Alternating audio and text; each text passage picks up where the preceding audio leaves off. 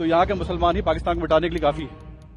हम खुद मिटा देंगे, हम खुद मिटा घुस के मारेंगे साला। आतंकवाद मुर्दाबाद, मुर्दाबाद, मुर्दाबाद, माता की जय, पाकिस्तान मुर्दाबाद, आतंकवाद मुर्दाबाद, मुस्लिम एकता जिंदाबाद, मोदी जी संघर्ष करो, हम तुम्हारे साथ, मुर्दाबाद, मुर्दाबाद, मुर्दाबाद, मुर्दाबाद। ये गम देश का गम है। इस पाकिस्तान की कायराना हरकत पे जितना हम लोग विरोध कर सकते हैं उतना कम है। ये मुसलमान नहीं है, मुसलमान की भेष में आतंकवादी आतंकवादी की कोई धर्म जात नहीं होती है।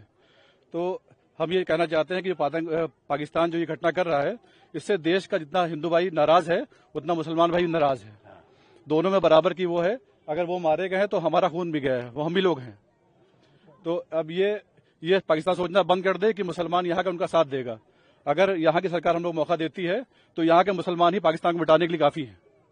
हम खुद मिटा देंगे, हम खुद घुस के मारेंगे साला, घुस के मारेंगे।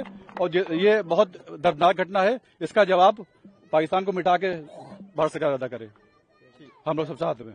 ये एक्चुअली 22 तारीख को जो पहलगाम में आतंकवादी घटना घटी है और हमारे मुल्क के, हमारे देश के हमारे 27 भाई शहीद हुए हैं, उसके दुख में और उसके गम में हमारे मोनू मिर्जा साहब और के नेतृत्व में एक जुलूस निकाला गया, कैंडल मार्च निकाला गया, उनकी श्रद्धांजलि देने के लिए जो शहीद हुए हैं, प्लस पाकिस्तान का विरोध दर्ज कराने के लिए, ताकि पाकिस्तान का विरोध दर्ज कराया जाए और पाकिस्तान तक ये पैगाम पहुंचाया जाए कि वो जो दरिंदगी और गंदी हरकतें कर रहा है हमारी सरजमीन पर, ये बहुत हो गया और अब बर्दाश्त नहीं होगा।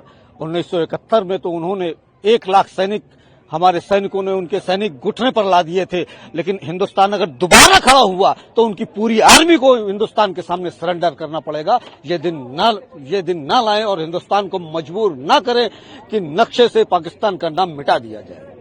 और वो मुट्ठी भर लोग हमारे मुल्क में आके जिस तरह से दहशत फैलाते हैं, जिस तरह से दहशतगर्दी करते हैं, हमारे सरकार से ये भी डिमांड है कि जितने सख्त कदम उठाए हैं इसकी मैं तारीफ करता हूं, इसका पुरजोर समर्थन करता हूं, लेकिन इससे और ज्यादा उनके साथ सख्ती से बात करने की जरूरत है और सख्त रवैया अपनाने की जरूरत है। और खासतौर से मैं अपने मीडिया के भाइयों से भी एक रिक्वेस्ट करना चाहता हूं। मैं सुबह से देख रहा हूं वो पाकिस्तान जो हमारे यहाँ दहशतगर्दी कर रहा है, हमारे यहाँ हमारे मासूमों के खून बहा रहा है, उस पाकिस्तान के जनरलों को, उस पाकिस्तान के पत्रकारों को डिबेट में बैठा के उनसे बातें कर रहे हैं जिनकी शक्ल नहीं देखनी चाहिए, जिनको अगर वो आते हैं तो उनको धुतकार के भगा देना चाहिए। उनको ये डिबेट पर बुला के बैठाला जा रहा है, हम उनकी शक्ल देखना नहीं चाहते हैं।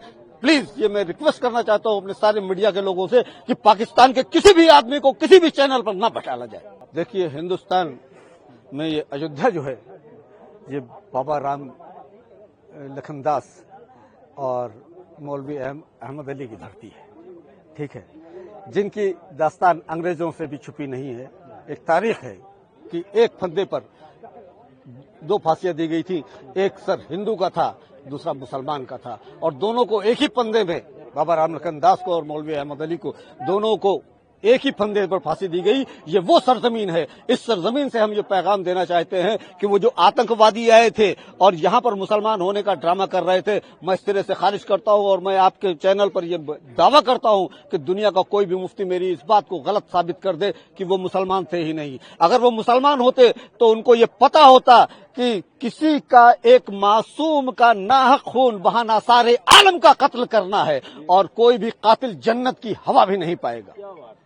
तो वो कहां से जन्नत में जाएंगे? वो आके हमारे यहाँ कलमा पढ़वा रहे थे, उनको खुद कलमा नहीं पता, उनको कलमे का मतलब नहीं पता। पाकिस्तान जिस तरह से ड्रामा कर रहा है मुसलमान होने का, मैं तो कहता हूं कि पाकिस्तान को खुद जरूरत है कि वो पहले खुद मुसलमान हो जाए, फिर हमारे यहाँ पर आके हिंदू और मुसलमान की बात करेगा। हिंदुस्तान में ना हिंदू है, ना मुसलमान है, ना सिख है, ना ईसाई है, सबसे पहले हिंदुस्तानी है, उसके बाद में कुछ है। बिल्कुल सही। और हिंदुस्तान का हर बच्चा इस वक्त अपने देश के साथ में खड़ा हुआ है।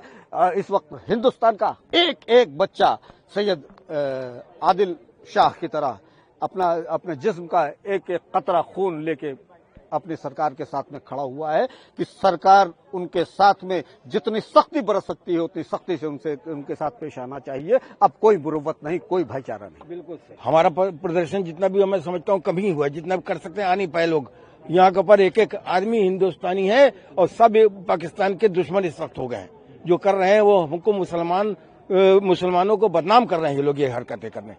मुसलमान ऐसा नहीं ना, मुसलमान यहाँ हिंदुस्तान में रहता है, हिंदुस्तानी है, और हिंदू मुस्लिम सब एक साथ रहते हैं, सब एक दूसरे के त्योहार में शरीक रहते हैं, एक दूसरे के मजहब में भी शरीक मिलकर के रहते हैं, एक दूसरे को साथ देते हैं। इसके हर मौके पर कदम कदम पर एक दूसरे का साथ देते हैं और मेल मोहब्बत से रहते हैं। यहाँ सब हिंदुस्तानी है, हिंदू मुस्लिम सब बाद में, मजहब तो अपनी जगह घर पर रहते हैं सब, लेकिन जितने हैं सब हिंदुस्तानी है, हिंदुस्तानी रहेंगे बस। अभी हाल ही में जो आपने देखा कि जम्मू कश्मीर के पहलगाम में जो है जो कायरता पूर्वक जो है आतंकी घटना हुई, उसकी निशंसता से जो आतंकवादी घटना हुई उसकी जितनी कड़ी से कड़ी निंदा की जाए उतनी कम है।